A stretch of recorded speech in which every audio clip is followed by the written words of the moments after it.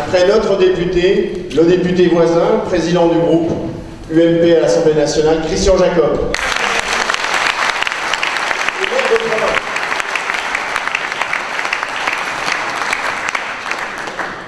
Bien, écoutez, à mon tour, je vous adresser quelques mots, alors on pourrait le faire à beaucoup de titres. Et on a eu effectivement, au moment où on a choisi d'investir Richard, Dieu sait que ça a fait parler, hein, on a eu de quoi lire, on en a entendu dans tous les sens.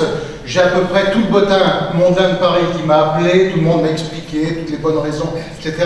Et à chaque fois j'ai répondu cela, vous savez, avec l'attitude de paysan que je suis, avec mes deux pieds bien plantés dans la glaise de Brie, en disant on peut m'appeler de partout, chacun peut utiliser tous les arguments qu'on veut. Moi, j'essaie d'écouter ce qui se passe et de regarder ce qui se passe sur le terrain. Et jusque maintenant, objectivement, ça m'a plutôt porté chance. Donc j'ai fait le tour des élus locaux, des maires voisins, des conseillers généraux, des militants aussi de l'UMP, et à partir de là, eh bien, les choses ont été très claires. C'est-à-dire tout le monde a été sur la même ligne. Il faut qu'on ait à Fontainebleau un maire qui rassemble. Et ce que vient de dire Valérie à l'instant, ce que Jean-Pierre a dit, ce que Didier, enfin, ce que beaucoup d'autres en parlant d'un climat apaisé, c'est cela. D'avoir un maire qui ait la capacité de rassembler, et puis d'un maire, pour reprendre ce que disait Didier tout à l'heure, qui soit plus préoccupé par l'action et les réalisations plutôt que par le paraître. Et c'est à cela que l'on juge la qualité d'un maire. Et à chaque fois que j'ai affiché tranquillement et sans aucune agressivité ces arguments à beaucoup de mes amis qui m'appelaient d'un peu partout, qui n'ont jamais mis les pieds à Fontainebleau, mais qui m'expliquaient tout le bien fondé de soutenir le maire sortant, et quand on expliquait quand même les divisions, les clivages et la situation dans laquelle se trouvait Fontainebleau, et qu'il fallait quelqu'un qui calme le jeu, qui rassemble, mais qui s'appuie aussi sur une expérience solide. Avec deux qualités qui sont pour moi essentielles, c'est les qualités humaines, celle justement de rassembler, je viens d'évoquer, mais aussi le parcours professionnel qui est le sien.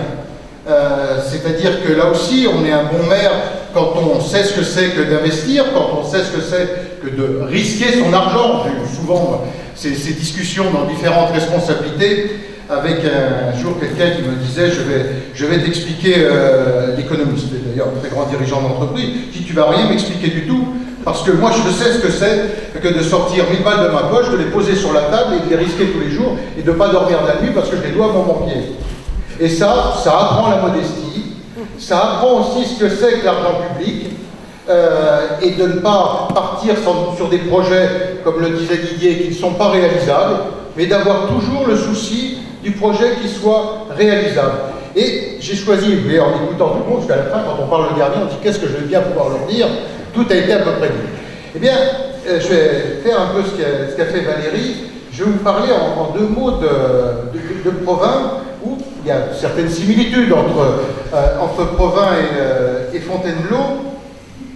Et j'étais confronté à la friche militaire, puisqu'on a eu un régiment qui est parti, donc du jour au lendemain, c'est 1000 militaires qui quittent la ville, sur une ville plus petite que Fontainebleau, 13 000 habitants, ça fait un trou immédiatement, ces 1000 actifs qui partent avec leur famille.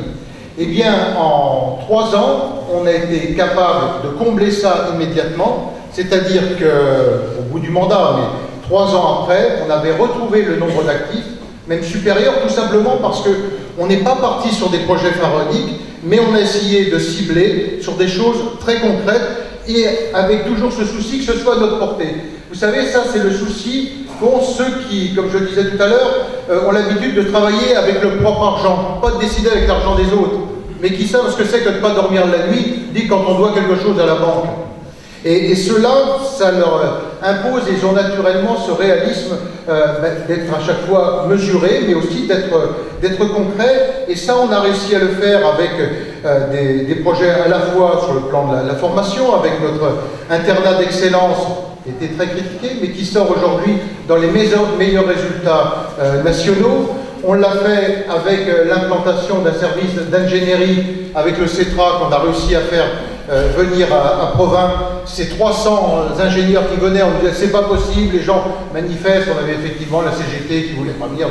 On a réglé tout ça en disant à un moment, les mutations sont refusées, et puis on fait le pari de la jeunesse, et on a fait avec le directeur du CETRA de l'époque, le pari de la jeunesse en disant on prend les sorties d'école.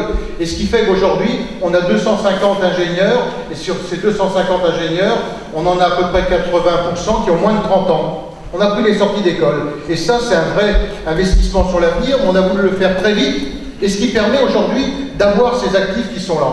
Donc sur les terrains militaires, vous voyez, c'est ce sens du concret. Et puis sur le centre-ville, alors là j'étais très amusé en vous écoutant. Moi, il y a deux projets que je considère comme très structurants que j'ai portés à Provins. C'est celui de remettre en place une halle couverte de marché. Mais j'en avais pas.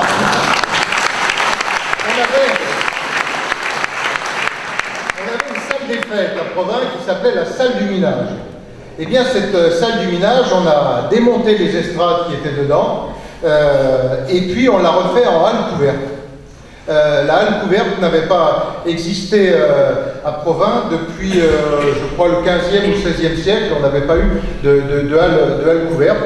Et donc, du coup, on a réutilisé ce bâtiment en halle couverte. Ce qui nous a permis de conforter, et on l'a fait en plein centre-ville, parce que cette salle des fêtes, elle était en plein cœur de ville. Donc c'est vraiment au cœur de ville qu'on l'a fait. Et aujourd'hui, bien évidemment, l'ensemble des commerçants, mais surtout des Provinois, en sont très satisfaits. Ça a reboosté notre marché. On a aujourd'hui 3 fois plus d'exposants, de commerçants sur le marché qu'il y en avait auparavant, uniquement par la création de la halle couverte. Ça nous a permis d'ailleurs de faire deux jours de marché, mais vous les avez déjà. Et puis, l'autre projet, je vous le donne en mille, on a reconstruit un cinéma en plein centre-ville.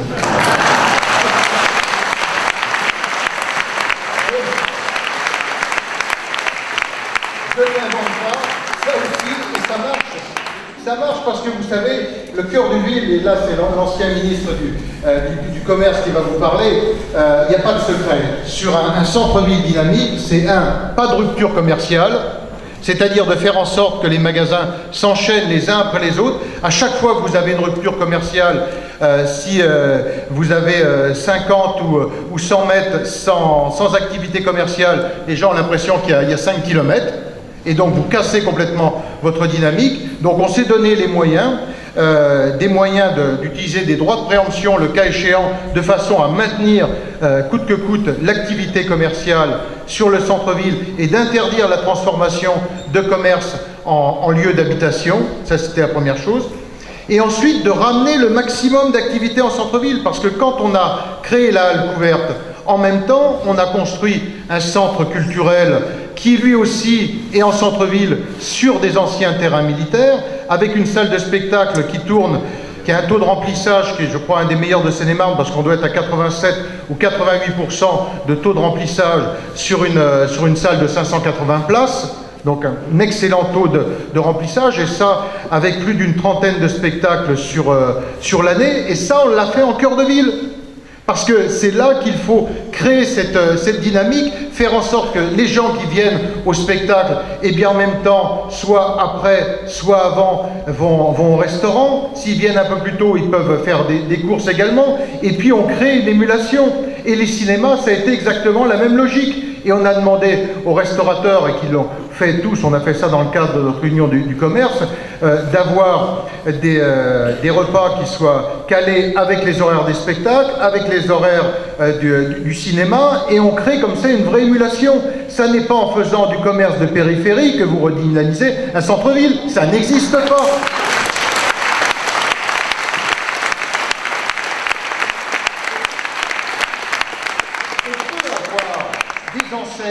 En périphérie qui sont attractives, bien évidemment, mais simplement la dynamique c'est sur le cœur de ville.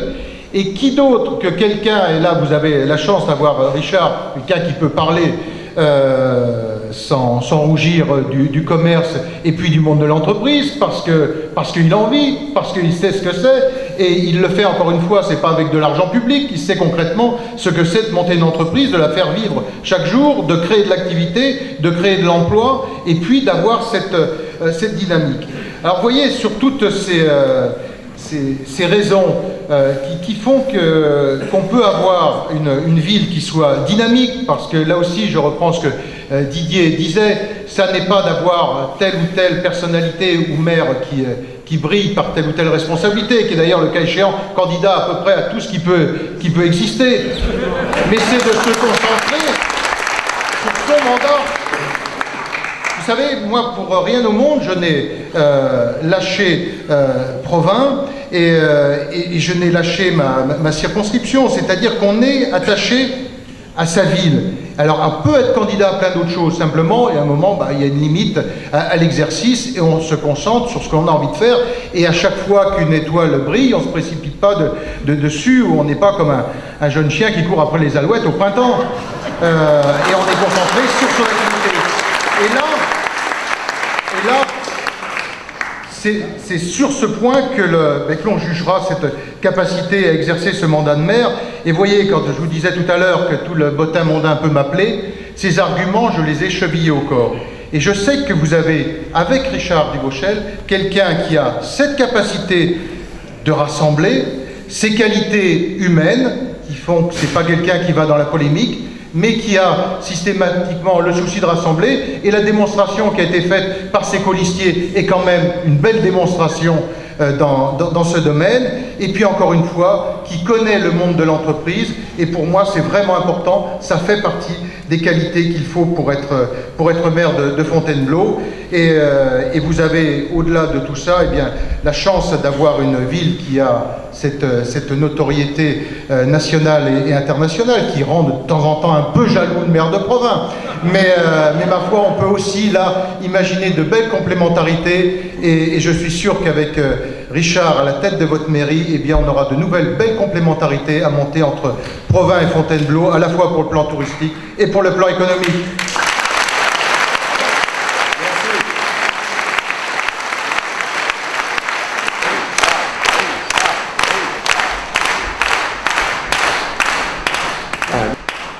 Merci à toutes et à tous d'être venus ce soir.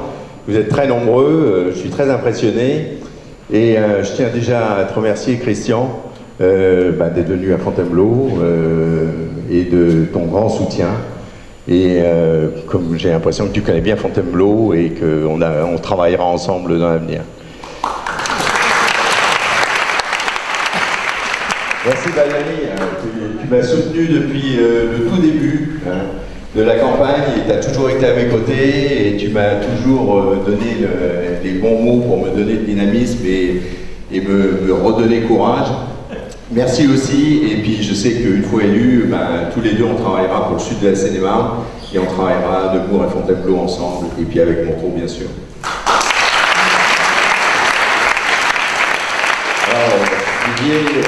Toi, c'est une fidèle amitié, on se connaît depuis des années, et tu as toujours été présent auprès de nous, élu, et même maintenant, tu es encore là, et je te remercie beaucoup. Alors Jean-Pierre, c'est un peu plus compliqué, parce que nous, on se connaît depuis longtemps, avant qu'il soit élu. Il joue aux échecs, je l'accueillais avec tous ses champions. Après, on a été élus ensemble, on a passé de bons moments, on a travaillé sur beaucoup de dossiers. Hélas, beaucoup des dossiers ont été abandonnés, et je le regrette vivement. Je sais que tu as connu un peu plus de 10 ans de tiraillement avec la commune de Fontainebleau. Et je pense que dans quelques jours, ça sera terminé, et qu'on pourra...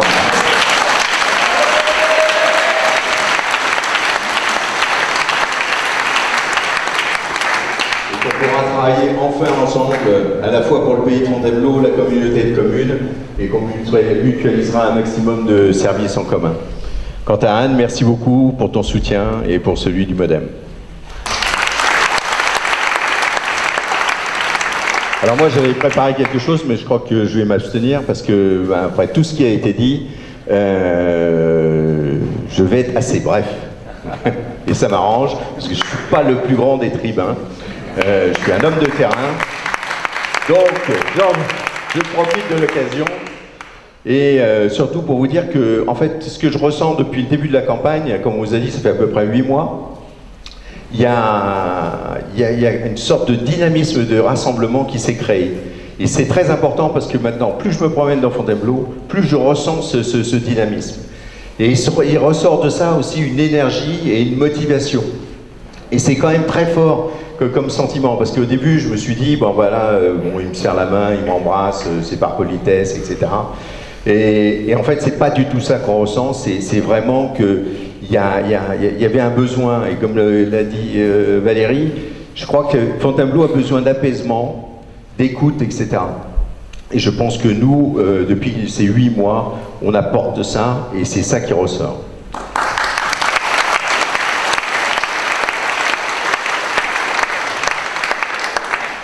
Et pour y arriver, en fait, on y arrive parce qu'on a réussi à composer une équipe. Et c'est une belle équipe, et je suis très fier d'elle. Elle a été en effet très critiquée, mais en fait, nous, on a un avantage, c'est que nous, on a commencé il y a quelques mois. Donc on s'est regroupés les uns après les autres, puis on a travaillé ensemble. Donc on a appris à s'écouter, on a appris à se respecter, et on a appris à travailler avec intelligence. Total de l'affaire, aujourd'hui, on a une équipe qui est opérationnelle. Maintenant, on travaille tous ensemble, on décide ensemble, et on prend les décisions qui correspondent aux besoins des Baillifontins.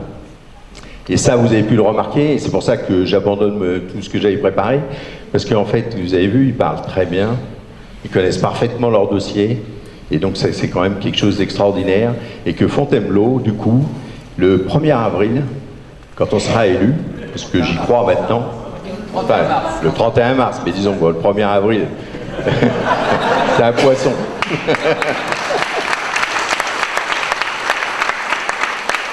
Et ben on sera opérationnel, parce qu'en fait, ils ont tous eu une feuille de route, et ils savent très bien ce qu'ils auront à faire les uns et les autres.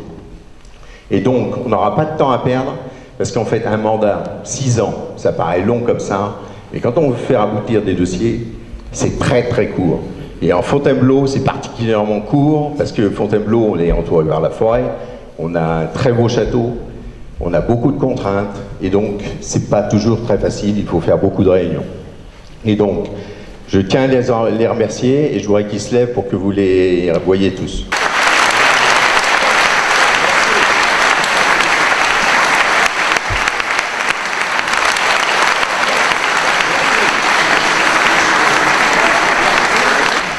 Donc merci pour eux, et je vous assure que c'est une très très belle équipe, hyper motivée, et tous les matins en ce moment, ils se lèvent à 5 heures, ils se couchent à minuit, ils sont sur le terrain, ils travaillent, ils rédigent des textes, ils rédigent des tas de documents, et donc tout sera prêt pour la victoire.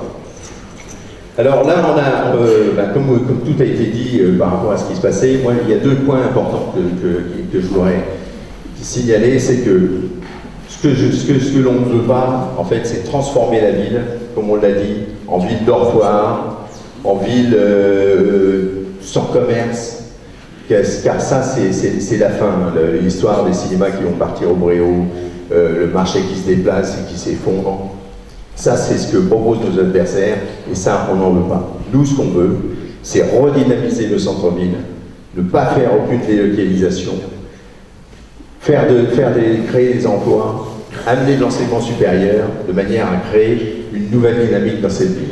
Et ça, c'est les objectifs principaux.